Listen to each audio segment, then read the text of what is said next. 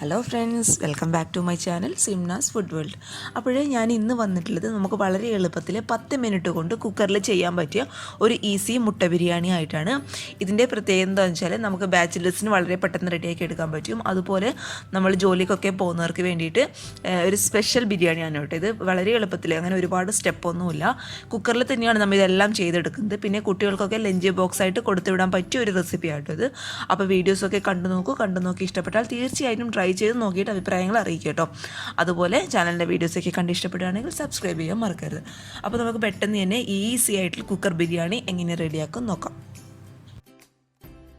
ബിരിയാണി റെഡിയാക്കാനായിട്ട് ഇപ്പം ഞാനിവിടെ എടുത്തിട്ടുള്ളത് കണ്ടോ, ഈ ഒരു ഗ്ലാസ്സിൽ നിറയെ നമ്മുടെ ബസ്മതി അരിയാണ് എടുത്തിട്ടുള്ളത്. അപ്പോൾ ഈ ബസ്മതി അരി നമുക്ക് ഈ ഒരു പാത്രത്തിൽ ഇട്ട് കൊടുത്തതിന് ശേഷം നന്നായിട്ട് കഴുകി ഒരു 15 മിനിറ്റ് കുതിർക്കാനായിട്ട് വെക്കുക കേട്ടോ. കഴുകിയിട്ട് മാത്രമേ കുതിർക്കാനായിട്ട് വെക്കാനായിട്ട് പാടുള്ളൂ. കാരണം പിന്നെ നമ്മൾ കുതിർത്തതിന് ശേഷം കഴുകി എടുക്കുകയാണെങ്കിൽ ഈ പച്ചരി, നമ്മുടെ ഈ ബസ്മതി റൈസൊക്കെ പൊട്ടാനായിട്ട് തുടങ്ങും. അപ്പോൾ നമുക്ക് കറക്റ്റായിട്ട് കിട്ടത്തില്ല. അതുകൊണ്ട് കഴുകിയതിന് ശേഷം മാത്രം കുതിർക്കാനായിട്ട് നോക്കുക. 15 മിനിറ്റ് കുതിർത്തതിന് ശേഷം 15 മിനിറ്റ് മാത്രം മതി. അതിനുശേഷം നന്നായിട്ട് വെള്ളം ഊറ്റിക്കളയാം കേട്ടോ. അപ്പം ഞാനിത് നന്നായിട്ട് കഴുകി എടുത്തതിന് ശേഷം കുതിർക്കാനായിട്ട് നോക്കട്ടെ. ഇനി ഇതേ സ്റ്റൗവിൽ ഞാനൊരു കുക്കർ വെച്ച് കൊടുത്തിട്ടുണ്ട്. നമ്മുടെ ഈ ബിരിയാണിയുടെ പ്രത്യേകത വെച്ചാൽ ഒരുപാട് കൂടുതൽ സ്റ്റെപ്പും കാര്യങ്ങളും ഒന്നുമില്ല. നമ്മളെല്ലാം ഈ ഒരു കുക്കറിലാണ് ചെയ്തെടുക്കുന്നത് കേട്ടോ. അപ്പോൾ കുക്കർ ചൂടാവുന്ന സമയത്ത് നമുക്ക് കുറച്ച് ഓയിൽ ഇതിലോട്ട് ഒഴിച്ചു കൊടുക്കാം. അതേപോലെ തന്നെ ഒരു ടേബിൾ സ്പൂൺ നെയ്യ്. ഇപ്പോൾ നെയ്യ് ചേർക്കാൻ താല്പര്യം ഇല്ലാത്തവർക്ക് ഓയിൽ തന്നെ ചേർത്ത് കൊടുക്കാം കേട്ടോ. വെളിച്ചെണ്ണ എന്നെടുത്ത് ഒഴിക്കരുത്. അപ്പോഴിതേ ഒരു ടേബിൾ സ്പൂൺ നെയ്യും ഞാൻ ഇതിലോട്ട് ഒഴിച്ചു കൊടുത്തിട്ടുണ്ട്. ഒഴിച്ചു കൊടുത്ത നെയ്യും ഓയിലേക്ക് നന്നായിട്ട് ചൂടായിട്ടുണ്ട്.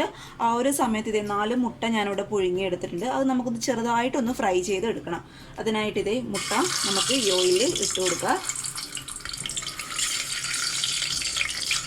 സവാള ഇടുന്നതിന് മുന്നേ കേട്ടോ.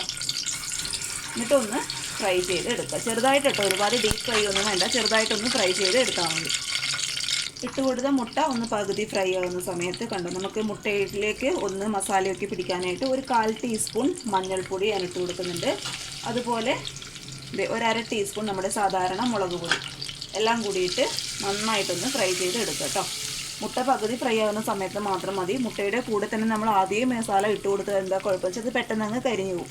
അതുകൊണ്ട് പകുതി ഫ്രൈ ആകുന്ന സമയത്ത് ഒന്ന് ഇട്ട് കൊടുക്കുക കേട്ടോ. ഇതേ നമ്മൾ ഇട്ട് കൊടുത്ത മുട്ട അത്യാവശ്യം ഒന്ന് ഫ്രൈ ആയിട്ട് വന്നിട്ടുണ്ട്. ചെറുതായി ഫ്രൈ ചെയ്താൽ മതിയേ. ഇനി നമുക്കെന്ത് ഈ കുക്കറിൽ നിന്ന് മുട്ട മാറ്റി കൊടുക്കാം കേട്ടോ. ഇനി അതേ എണ്ണയിൽ ഇതേ 3 സവാള ചെറുതായിട്ട് ഞാൻ സ്ലൈസായിട്ട് കട്ട് ചെയ്ത് എടുത്തിട്ടുണ്ട്. അതുപോലെ 2 പച്ചമുളക് കേട്ടോ. എരിവ് കൂടുതൽ ഇഷ്ടമാണെന്നുണ്ടെങ്കിൽ ഇട്ടോളൂ. പക്ഷേ മുട്ട ബിരിയാണിയിലൊക്കെ അറിയാമല്ലോ, കുറച്ച് എരിവിൻ്റെ ആവശ്യം മാത്രമേ ഉള്ളൂ. അതുകൊണ്ട് 2 പച്ചമുളക് മാത്രം ഇട്ട് കൊടുത്താൽ മതി. അപ്പോൾ എണ്ണ നന്നായിട്ട് ചൂടാകുന്ന സമയത്ത് തന്നെ നമുക്ക് സവാള കംപ്ലീറ്റ് ആയിട്ട് ഇതിലോട്ട് ഇട്ട് കൊടുക്കാം. ഇതിൽ നമ്മൾ അണ്ടിപ്പരിപ്പോ അല്ലെങ്കിൽ കിസ്മിസ്, സവാള വറുത്തിടുക അങ്ങനെ ഒരു സ്റ്റേജൊന്നും ഇല്ല കേട്ടോ. നമുക്ക് ഈസി ആയിട്ട് എളുപ്പത്തിൽ എങ്ങനെ ബിരിയാണി തയ്യാറാക്കാമെന്നുള്ള ഒരു റെസിപ്പിയാണിത്. അപ്പോൾ കൂടുതൽ സ്റ്റേജും കാര്യങ്ങളും ഒന്നുമില്ല. എന്നിട്ട് നന്നായിട്ട് അങ്ങ് വഴറ്റി കൊടുക്കുക.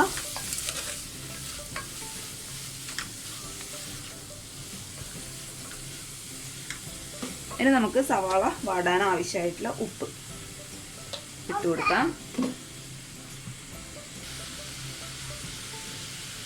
ഇനി സവാളയുടെ കൂടെ തന്നെ ഒരു 1/4 ടീസ്പൂൺ നമ്മുടെ ഇഞ്ചി വെളുത്തുള്ളി പേസ്റ്റ് അതും കൂടി ഇട്ടെടുത്ത് നന്നായിട്ടങ്ങ് വഴറ്റി കൊടുക്കുക കേട്ടോ.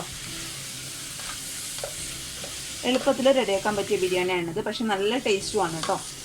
നമ്മൾ സാധാരണ ബിരിയാണിയൊക്കെ ചെയ്ത് കഴിയുമ്പോൾ നമ്മുടെ അടുക്കള ഒരു എന്താ പറയുക, അത് വൃത്തിയാക്കാൻ തന്നെ വേണം ഒരു അരമണിക്കൂർ. പക്ഷേ അതിൻ്റെ ഒന്നും ആവശ്യമില്ല. നമ്മൾ ഈസി ആയിട്ട് നമുക്ക് തിരക്കുള്ള സമയങ്ങളിലൊക്കെ വളരെ പെട്ടെന്ന് റെഡിയാക്കാൻ പറ്റിയ ഒരു ബിരിയാണിയാണിത്. അപ്പോഴെന്താ, ഈ സവാളയുടെ കളറ് അത്യാവശ്യം നന്നായിട്ടൊന്ന് മാറണം. അതുവരെ നമുക്കിതിങ്ങനെ വഴറ്റി കൊടുക്കാം. ഇതേ നമ്മൾ ഇട്ട് കൊടുത്ത സവാളയുടെ കളറൊക്കെ അത്യാവശ്യം നന്നായിട്ട് മാറിയിട്ടുണ്ട്. ഇനി നമുക്കിതിലോട്ട് പൊടികൾ ഇട്ട് കൊടുക്കാം. അപ്പോൾ ഒരുപാട് പൊടികളുടെ ആവശ്യമില്ല. ഇതേ 1/4 ടീസ്പൂണിലും കുറവ് നമ്മുടെ മഞ്ഞൾപ്പൊടി ഇട്ട് കൊടുത്തിട്ടുണ്ട്.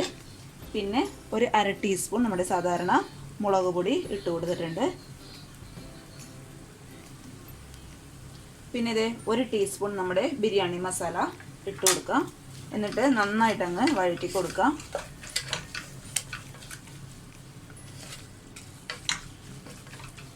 ഈ പൊടികളുടെ പച്ചമണം നന്നായിട്ട് അങ്ങ് മാറണം കേട്ടോ. ബിരിയാണി മസാല ഇപ്പോൾ ഞാനിവിടെ എടുത്തിട്ടുള്ളത് ഞാൻ കാണിച്ചു തരാം നിങ്ങൾക്ക്.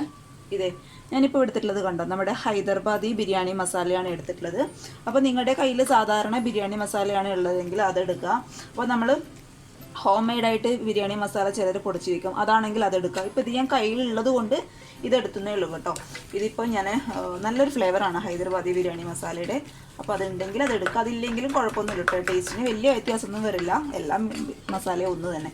അപ്പോൾ ഇത് ഞാൻ കഴിച്ചപ്പോൾ ഒരു റെസ്റ്റോറൻറ്റിൽ പോയി കഴിച്ചപ്പോൾ നല്ലൊരു ടേസ്റ്റ് തോന്നി, അതുകൊണ്ട് വാങ്ങി വെച്ചതാണ് കേട്ടോ, വീട്ടിൽ ഉണ്ടാക്കാമെന്ന് വെച്ചിട്ട്. അപ്പോൾ നന്നായിട്ട് അങ്ങ് വഴറ്റി കൊടുക്കുക. പക്ഷേ ആ ഒരു സ്മെല്ലൊന്നും എനിക്ക് തോന്നി ഈ പൊടിക്കില്ല. ആദ്യമായിട്ട് ഞാൻ ഉപയോഗിക്കുകയാണ്, എനിക്ക് വലിയ മണമൊന്നും തോന്നുന്നില്ല. നമുക്ക് കയ്യിലുള്ളത് വെച്ചിട്ട് ഇട്ട് കൊടുക്കാം കേട്ടോ. നന്നായിട്ട് അങ്ങ് വഴറ്റുക. ഇനി ഇതിൻ്റെ കൂടെ ഒരു 1/4 ടീസ്പൂൺ നമ്മുടെ ഗരം മസാല ഇട്ട് കൊടുക്കുക.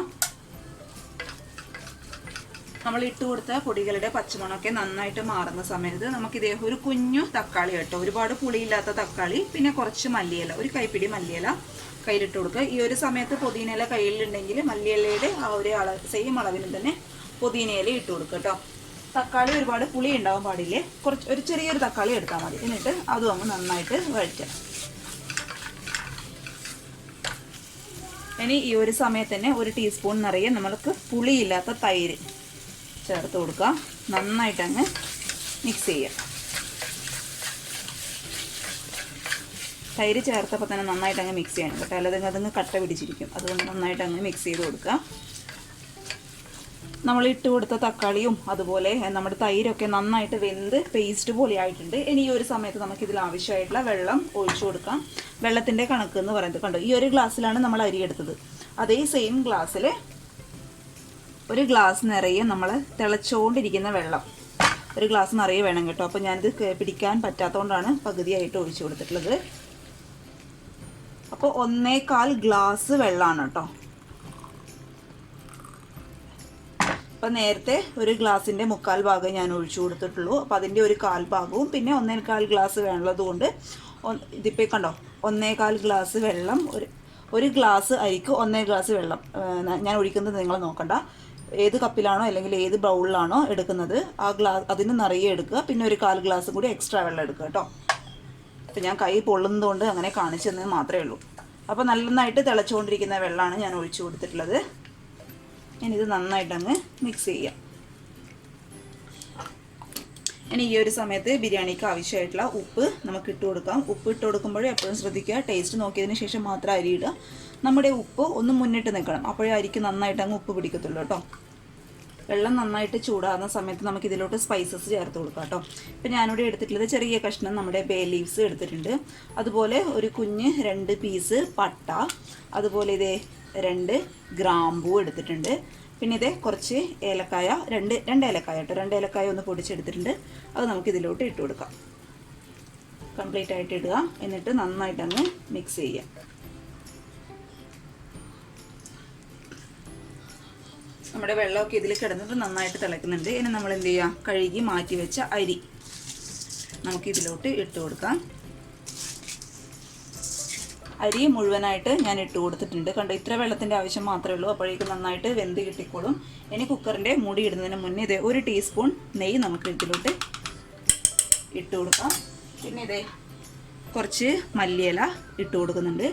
പിന്നെ നമ്മൾ നേരത്തെ ഫ്രൈ ചെയ്ത് വെച്ച നമ്മുടെ മുട്ട ഇതിൻ്റെ മുകളിലായിട്ടായിട്ട് ഇട്ട് കൊടുക്കും. അപ്പോഴിതേ നമ്മുടെ ബിരിയാണീൻ്റെ കുക്കർ ഞാൻ അടക്കാൻ പോവുകയാണ്. ഇതേ കുക്കർ ടൈറ്റായിട്ട് അങ്ങ് അടച്ചു കൊടുക്കുക. മീഡിയം ഫ്ലെയിമിൽ 1 വിസിൽ കേട്ടോ, കൂടുതൽ വിസിലിട്ടടിക്കരുത്, നമ്മുടെ ചോറ് ആകെ വെന്ത് കുളമായി പോവും. അതുകൊണ്ട് മീഡിയം ഫ്ലെയിമിൽ 1 വിസിൽ വന്ന ഉടനെ തന്നെ കുക്കർ ഓഫ് ചെയ്യുക. പ്രഷറൊക്കെ പോയതിന് ശേഷം നമുക്ക് ഓപ്പൺ ചെയ്ത് നോക്കാം കേട്ടോ. അപ്പോൾ ഇത് ഞാൻ അടച്ചു വെച്ചിട്ടുണ്ട്, മീഡിയം ഫ്ലെയിമിലാക്കിയിട്ടുണ്ട്. അപ്പോൾ നമുക്ക് 1 വിസിൽ വരുന്നവരെ വെയിറ്റ് ചെയ്യാം. അപ്പോഴിതേ 1 വിസിൽ വന്നപ്പോൾ ഞാൻ കുക്കർ ഓഫ് ചെയ്തു. കംപ്ലീറ്റ് പ്രഷർ പോയിട്ടുണ്ട് കേട്ടോ, ഒട്ടും പ്രഷറില്ല. അതിനുശേഷം മാത്രം തുറന്നാൽ മതി. അപ്പോഴേ ആ ഒരു അരിയൊക്കെ നന്നായിട്ടൊന്ന് സെറ്റായിട്ട് വരത്തുള്ളൂ. ഇനി നമുക്കിത് പതുക്കെ തുറന്ന് നോക്കാം. നല്ല അടിപൊളി മണം കേട്ടോ, ഒരു രക്ഷയില്ല. നമ്മുടെ ഹൈദരാബാദി മസാല അടിപൊളിയായിട്ടുണ്ട്. അപ്പോഴത്തെ ഒരു ഫോർക്കോ അല്ലെങ്കിൽ സ്പൂണോ ഉപയോഗിച്ചിട്ട് മുകളിലത്തെ താഴെയുള്ള റൈസ് മുകളിലോട്ട് ആയിട്ട് കൊടുക്കുക. അപ്പോൾ കൂടുതൽ സമയത്തിൽ വെച്ചിരിക്കുമ്പോൾ അടിയിലത്തെ റൈസ് വല്ലാതെ അങ്ങ് കരിഞ്ഞു പോകും. അതുകൊണ്ട് മുകളിലത്തെ റൈസ് വെന്ത് പോകും കേട്ടോ. അതുകൊണ്ട് അടിയിലുള്ള റൈസ് മുകളിലോട്ട് ആക്കി കൊടുക്കുക. നമ്മുടെ റൈസൊക്കെ നന്നായിട്ട് ഇതേ വെന്തിട്ടുണ്ട്. ചൂടുണ്ട് കേട്ടോ, നന്നായിട്ട് വെന്തിട്ടുണ്ട്. ഒരുപാട് അങ്ങ് വെന്ത് പോയത് കേട്ടോ, അപ്പോൾ കഴിക്കാനായിട്ട് ഒരു ടേസ്റ്റ് ഉണ്ടാവില്ല. ഈ ഒരു വേവ് മാത്രമേ ഉണ്ടാവാൻ പാടുള്ളൂ. കണ്ടോ, അപ്പോഴിതേ ചൂടോട് കൂടി കഴിക്കുക, അപ്പോഴാണ് കറക്റ്റ് ആ ഒരു ടേസ്റ്റ് കേട്ടോ. അപ്പോഴിതേ നമ്മുടെ ബിരിയാണി റെഡി ആയിട്ടുണ്ട്. നല്ലൊരു സ്മെല്ലാട്ടോ. തീർച്ചയായിട്ടും നിങ്ങൾ ട്രൈ ചെയ്ത് നോക്കുക. പിന്നെ ഹൈദരാബാദി ബിരിയാണി മിക്സ് വേണം ഞാൻ ഒരിക്കലും നിർബന്ധിക്കില്ല കേട്ടോ. നിങ്ങളുടെ കയ്യിലുള്ള ബിരിയാണി മസാല ഇട്ട് കൊടുത്താൽ മതി. ഞാൻ പറഞ്ഞ ആ ഒരു അളവിന് മാത്രം ഇട്ട് കൊടുക്കും കേട്ടോ. ഒരുപാടൊന്നും ആയിപ്പോണ്ട. ഒരുപാട് ആയിക്കഴിഞ്ഞാൽ പിന്നെ മസാലയുടെ ആ ഒരു കുത്തലുണ്ടാവും. അതുകൊണ്ട് ആവശ്യത്തിന് മാത്രം ഇട്ട് കൊടുത്താൽ മതി.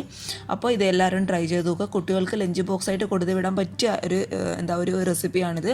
ആ ഒരു ബിരിയാണിയുടെ ഫ്ലേവറൊക്കെ ഉള്ളതുകൊണ്ട് തീർച്ചയായിട്ടും അവർക്ക് ഇഷ്ടപ്പെടുമെന്ന് വിചാരിക്കുന്നു. അപ്പോൾ അടുത്ത ഒരു നല്ല വീഡിയോ ആയിട്ട് കാണും വരെ താങ്ക് യു.